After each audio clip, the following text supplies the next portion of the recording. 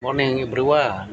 For this video ni Korean Waray. Ito, tanong ko sa inyo kung ano ang tawag sa inyo nito. Maraming benefits nito sa katawan. Guys, so lang.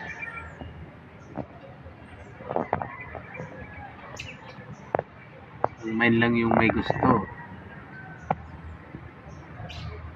So, maganda daw kung marami kang binibigyan kasi walang tawa yan sa pangmulaklak siya.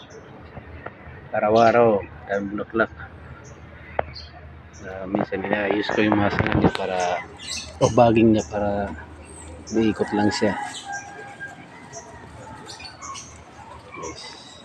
Yung lalagpas na bagyo, isiksakan natin para pinang sa ikot-ikot para hindi makastorbo sa daan.